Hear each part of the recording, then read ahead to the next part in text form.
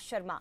खबर दिल्ली से, जहां आज से डीआरडीओ की एंटी कोरोना ड्रग 2DG मिलना शुरू हो जाएगी। ड्रग के 10,000 पैकेट इमरजेंसी यूज के लिए रिलीज और इसके साथ ही मरीजों को भी इसके प्रयोग के लिए दिया जाएगा। तो रक्षा मंत्री राजनाथ सिंह ने सोशल मीडिया पर इस संबंध में जानकारी दी है। 10:30 बजे वीडियो कॉन्फ्रेंसिंग के जरिए पहला बैच रिलीज किया जाएगा। बड़ी खबर दिल्ली से इस वक्त आपको बता रहे हैं, आज से डीआरडीओ की एंटी कोरोना ड्रग 2DG मिलने लगेगी और ये ट्वीट किया है रक्षा मंत्री राजनाथ सिंह ने। जानकारी उन्होंने इस ट्वीट के जरिए दी है। ड्रग के 10,000 पैकेट इमरजेंसी यूज के लिए रिलीज किए जाएंगे आज सुबह 10:30 बजे। अपने ट्वीट के जरिए रक्षा मंत्री राजनाथ सिंह ने जानकारी दी। वीडियो कॉन्फ्रेंसिंग के जरिए पहला बैच रिलीज किया जाएगा और सोशल मीडिया पर उन्होंने ये जानकारी साझा की है।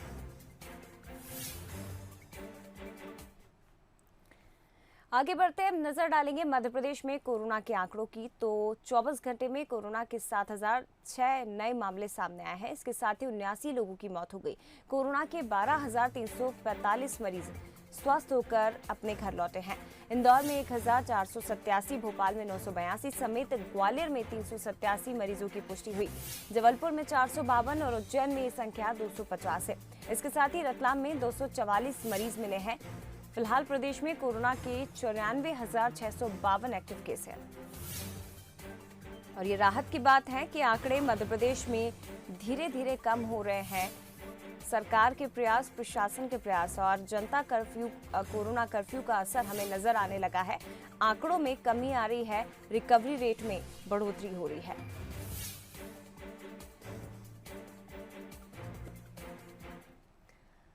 आगे बढ़ेंगे, खबर लखनऊ से, जहां कोरोना पर एक्सपर्ट ने दावा किया है। आईआईटी के senior professor doctor Ashutosh Sharma ने अपनी बात रखी है। कहा है कि दिसंबर तक देश में हर्ड इम्यूनिटी आएगी, 70% आबादी में एंटीबॉडी भी बन जाएगी। तो कोरोना पर एक्सपर्ट के अपने अपने अलग अलग दावे हैं और इसी कड़ी में आईआईटी के senior professor doctor Ashutosh Sharma ने अपनी बात रखी। उन्होंने कहा है कि दिसंबर तक देश में हर्ड इम्यूनिटी आएगी, तकरीबन 70% आबादी में एंटीबॉडी भी तब तक बन जाएगी। तो कोरोना पर एक्सपर्ट ने दावा किया है, दिसंबर तक देश में हर्ड इम्यूनिटी आएगी और 70% आबादी में एंटीबॉडी भी निर्मित हो जाएगी। ये दावा आईआईटी के senior professor doctor Ashutosh Sharma ने किया है।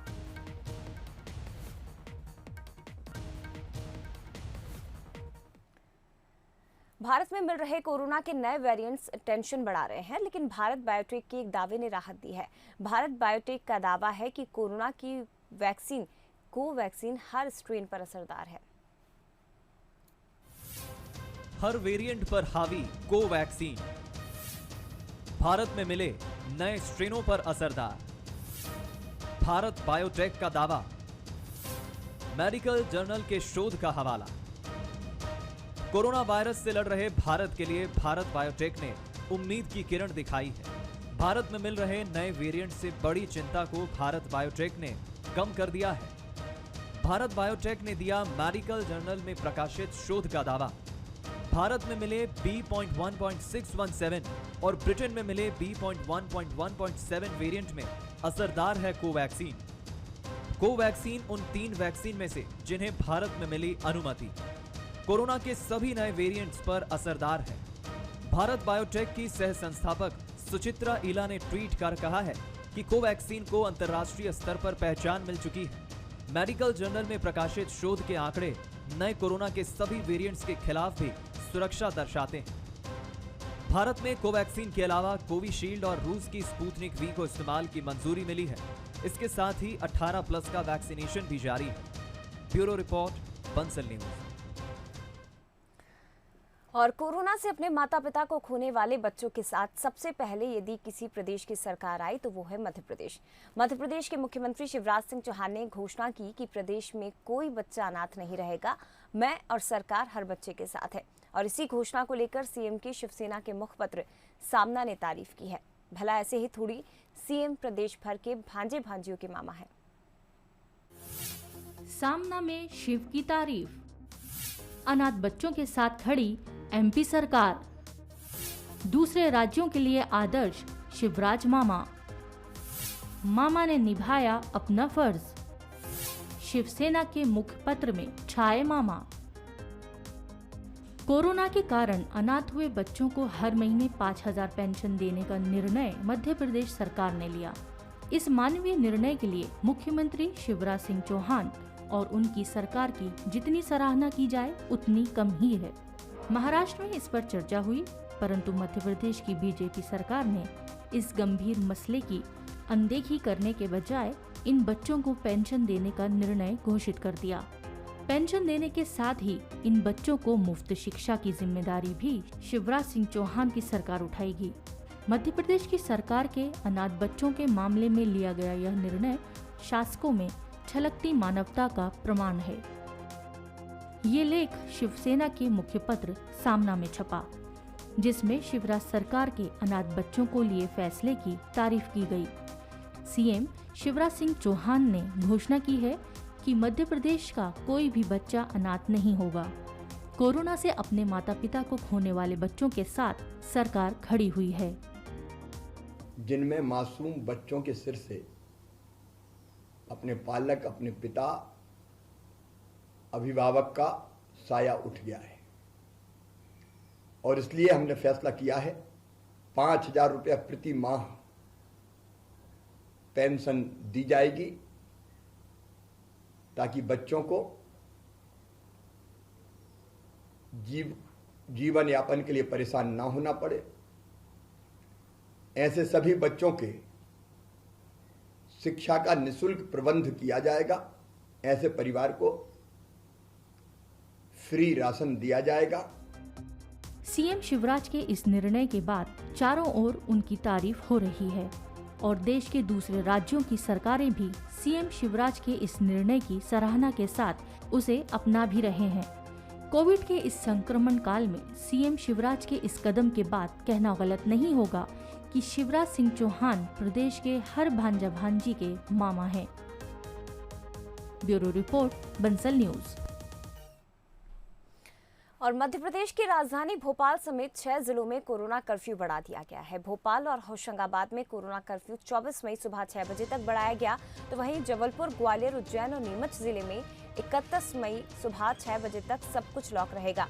इससे पहले 14 जिलों में लॉकडाउन बढ़ाया गया था और अब 52 जिलों में से 20 में कम से कम 8 से 15 दिन का लॉकडाउन बढ़ाया गया है। अभी इन जिलों में कोरोना कर्फ्यू 17 मई सुबह 6 बजे तक था।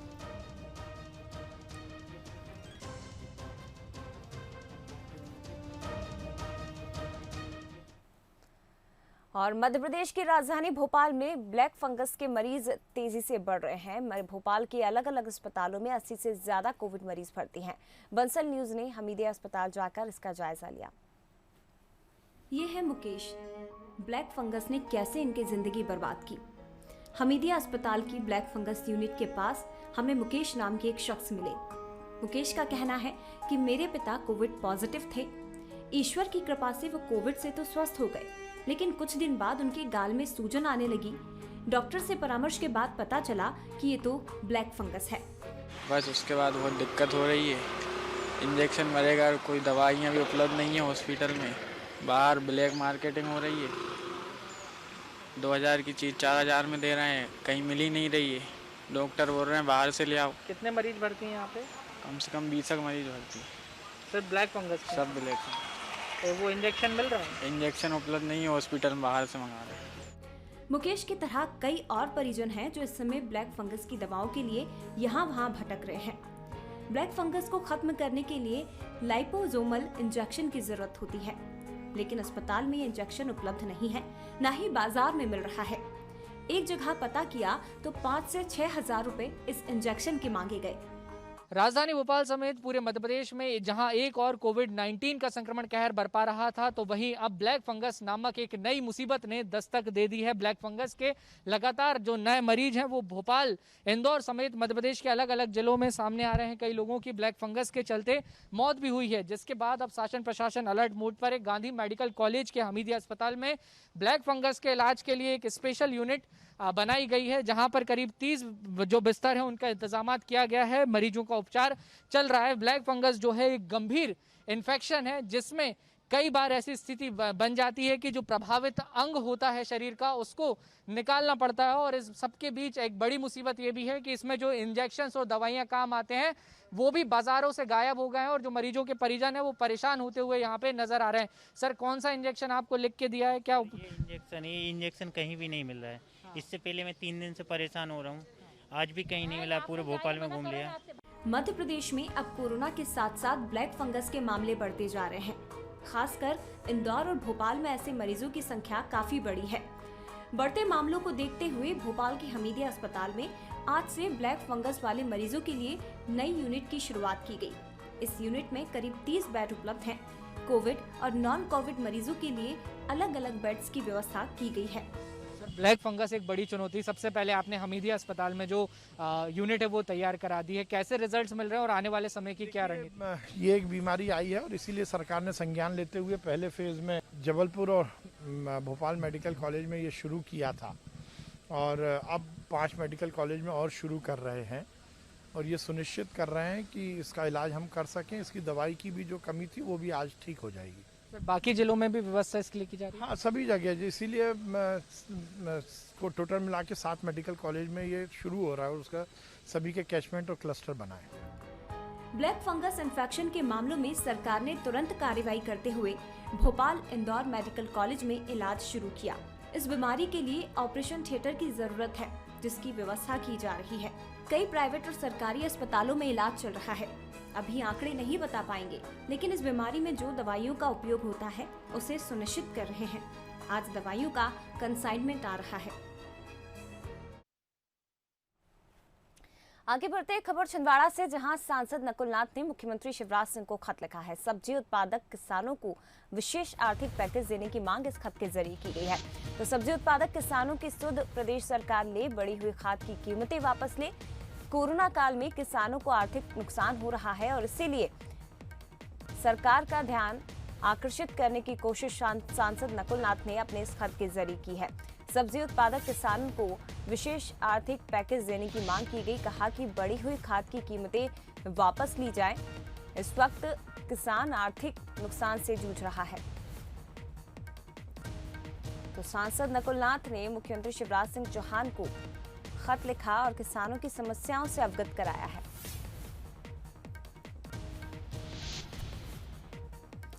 बढ़ी हुई खाद की कीमतें वापस हो, सब्जी उत्पादक किसान को विशेष आर्थिक पैकेज देने की मांग खत के जरिए की गई है। ध्यान आकर्षित करने की कोशिश सांसद नकुल नाथ ने अपने इस खत के जरिए की है।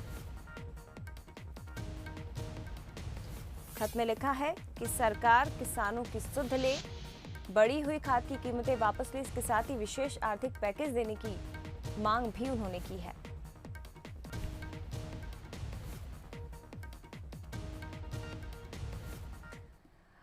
और इधर गृह मंत्री डॉक्टर नरोत्तम मिश्रा ने खाद्य सामग्री का वितरण किया है। 700 से ज्यादा परिवारों को निःशुल्क खाद्य सामग्री उन्होंने बांटी है। निचरौली गांव और सेवड़ा चुंगी पर परिवारों को सामग्री का वितरण किया गया। उन्होंने कहा कि संकट का समय गुजर जाएगा, सरकार आपके साथ है, जनता को परेशान होने नहीं दिया जाएगा। गृह मंत्री डॉक्टर नरोत्तम मिश्रा दतिया पहुंचे, जहां उन्होंने जनता की मदद की, खाद्य सामग्री का वितरण किया और इसके साथ ही उन्हें भरोसा दिलाया कि हर मुश्किल समय में सरकार आपके साथ है और ये जो संकट काल है इससे भी हम बाहर निकल जाएंगे।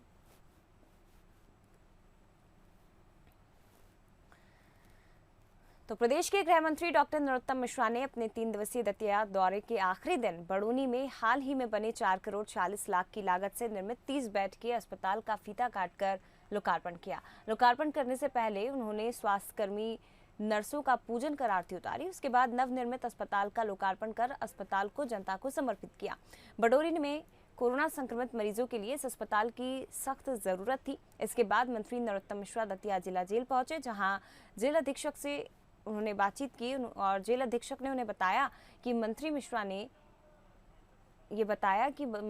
ने बंदियों से मुलाकात कर जेल की व्यवस्थाओं के बारे में जानकारी ली थी। इसके साथ ही प्रशासन को व्यवस्थाओं बढ़ाने के भी निर्देश दिए।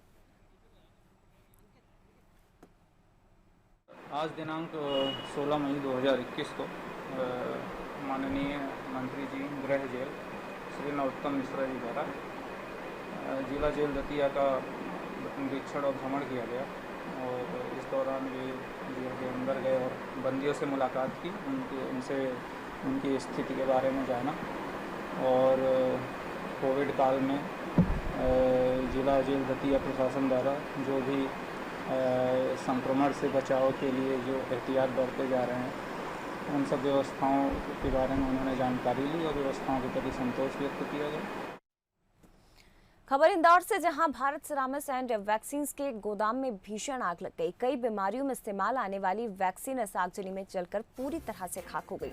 हालांकि फायर ब्रिगेड ने आग पर काबू पा लिया, लेकिन इस आगजनी में लाखों रुपए की वैक्सीन जलकर खाक हो गई है। बताया जा रहा है कि ब्लैक फंगस बीमारी में इस्तेमाल होने वाली 1000 वैक्सीन को हालांकि बचा लिया गया। लसूड़िया थाना क्षेत्र के एसआर कंपाउंड की घटना बताई जा रही है, जहां वैक्सीन गोदाम में आग लग गई और हालांकि फायर ब्रिगेड ने आग पर काबू पा लिया, लेकिन ये भीषण आगजनी भारत सिरामिक्स एंड वैक्सीन के गोदाम में आग लगी। तो लाखों रुपए की वैक्सीन इसमें जलकर खाक हो गई और आग लगने के कारण फिलहाल अज्ञात है।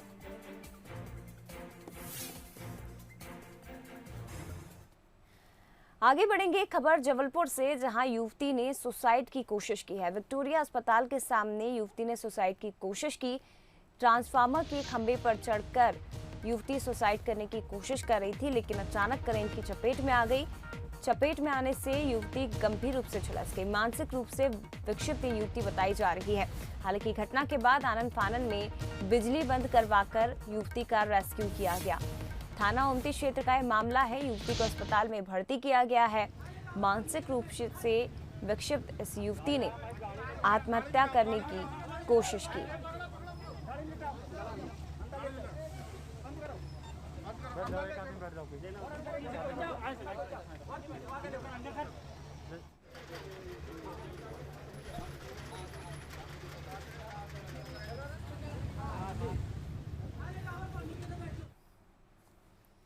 और चलिए, कोरोना की नकारात्मक खबरों के बीच आपको एक सकारात्मक खबर भी सुनाते हैं, जो शायद आपको कुछ राहत देगी। दरअसल एक युवा समाज सेवी हरिमोहन उन अस्पतालों में मरीजों के परिजनों को भोजन वितरित करने जाते हैं जहां संक्रमित मरीजों का इलाज किया जा रहा है। वो अक्सर मरीजों के परिजनों को दुखी और परेशान देखते थे, लिहाजा उन्होंने उन्हें हंसाने के लिए एक अनोखी तरकीब अपनाई। वो रोजाना कार्टून कैरेक्टर मोटू और पतलू का भेष बनाकर जया रोगी अस्पताल स्थित सुपर स्पेशलिटी हॉस्पिटल पहुंचते हैं और यहाँ उन्हें हंसाने के लिए मोटू पतलू बनकर भोजन के साथ खुशियां बांटते हैं। वो दिन रात काम कर रहे हैं, डॉक्टर और नर्सों को भी हंसाते हैं। वे वीडियो कॉलिंग के जरिए अस्पताल में भर्ती गंभीर मरीजों, जिन्हें ऑक्सीजन सपोर्ट पर कई दिनों से अस्पताल में इलाज के लिए रखा गया है, उनका मन भी बहलाते हैं। हरिमोहन के इस अंदाज की चारों तरफ तारीफ हो रही है और अब तो आलम यह है कि मोटू पतलू की जोड़ी को अस्पताल में खुशियों की जोड़ी के तौर पर देखा जा रहा है। पिछले कुछ दिनों से जब से कोरोना आया है, तब से जया रोग चिकित्सालय समूह के अंदर नकारात्मक माहौल बहुत है। ऐसे में हम लोगों ने आज मोटू और पतलू जो कार्टून कैरेक्टर हैं उन्हें बुलाया और खाना वितरित करवाया। इसके साथ साथ डॉक्टरों के आग्रह पर सुपर स्पेशलिटी में जहां कोविड के पेशेंट एडमिट हैं, उन पेशेंटों के परिजनों को भी मोटू पतलू ने जमकर हंसाया एवं जो पेशेंट हैं उनसे वीडियो कॉल पर भी मोटू पतलू ने बात की और उन्हें भी एंटरटेन करने का प्रयास किया। हरिमोहन जी, आपका काम मुझे यहाँ बहुत अच्छा लगा। जो मोटू पतलू मैंने आपसे मांगे हैं, वैसे आप यहाँ खाना वितरित करते हैं, पर हम सोच रहे हैं वीडियो कॉल की जगह अगर हम मरीजों को इनका फेस दिखाएं और इनसे नमस्कार करवाएं तो शायद हमको और अच्छा फील हो और वो जल्दी से। और कोरोना ने वो मंजर दुनिया को दिखा दिया जो इतना भयावह है कि इसे शब्दों में कह पाना मुमकिन नहीं लगता है। ये पीड़ा हम इसलिए नहीं देख पाते क्योंकि हम अपने घरों में कैद हैं और ये तस्वीरें हमारी पहुंच से बहुत दूर है। लेकिन इस मंजर की झलक देखने को मिली बीजेपी नेता डॉक्टर हितेश वाजपेयी, जो खुद पेशे से डॉक्टर हैं, उनके संदेश में, जो उन्होंने सोशल मीडिया के माध्यम से साझा किया है। वही संदेश हम इस रिपोर्ट के जरिए आप तक पहुँचाने की कोशिश कर रहे हैं। सआदत हसन अली मंटो कहते हैं कि जिस किस्से में आप नहीं हैं, वो किस्सा आप कभी नहीं कह पाएंगे। और शायद इसलिए डॉक्टर हितेश वाजपेयी तब ये किस्सा कह पाए जब वो इसका हिस्सा बने। बात सिर्फ मौत की हो तो शायद ये तस्वीर एक अरसे बाद धुंधली भी पड़ जाए, लेकिन उनका क्या, जो इसी पीड़ा के साथ हर पल जीने को मजबूर है।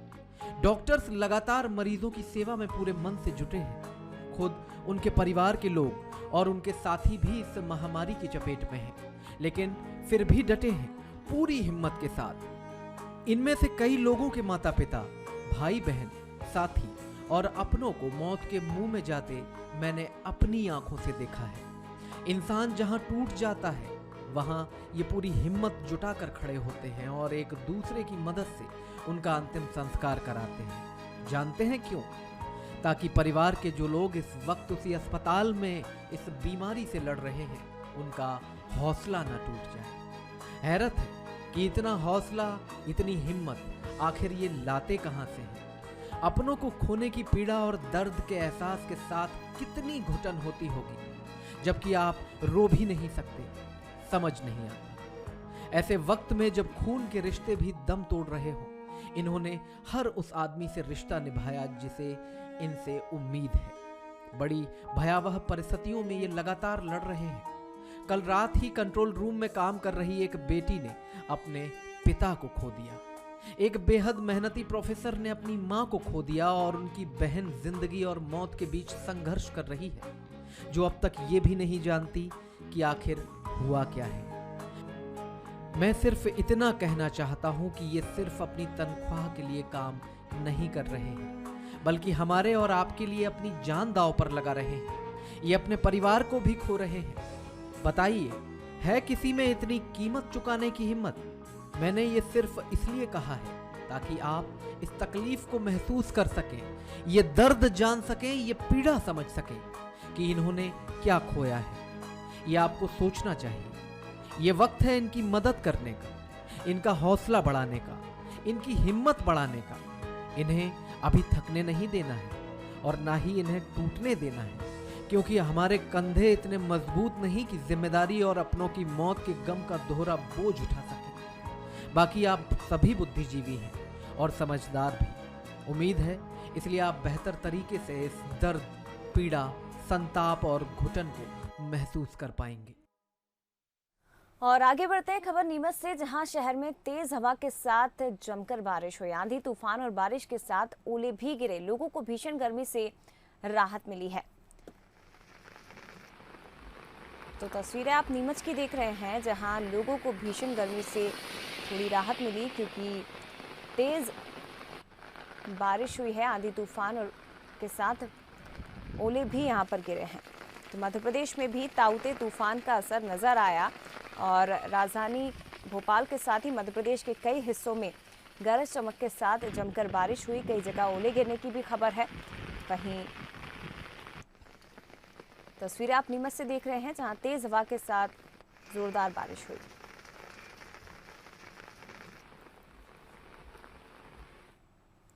आगे बढ़ते हैं बैतूल से खबर। यहां भी मौसम का मिजाज बदला। कई इलाकों में तेज हवाओं के साथ जमकर बारिश हुई। दामजीपुरा इलाके में घर और दुकानों के टीन तक उड़ गए। बिजली के पोल समेत कई पेड़ भी गिरे। आंधी तूफान के साथ 1 घंटे तक जमकर बारिश हुई।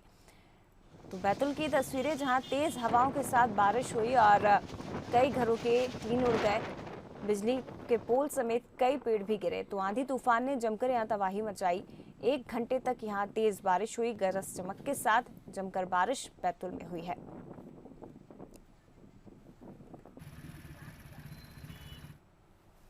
इधर शामगढ़ में भी चक्रवाती तूफान ताउते का असर नजर आया। शहर में जमकर तेज आंधी चली। आंधी से कई पेड़ और बिजली के पोल गिर गए। मेलखेड़ा सहित शामगढ़ क्षेत्र में तूफान आया। तो चक्रवाती तूफान का असर मध्य प्रदेश के कई हिस्सों में दिखाई दिया और गरज चमक के साथ बारिश हुई। आंधी से कई पेड़ और बिजली के पोल गिर गए। तस्वीरें आप शामगढ़ की देख रहे हैं। तो ताउते तूफान के चलते मई महीने में ही आषाढ़ जैसे हालत इस वक्त बने हुए हैं।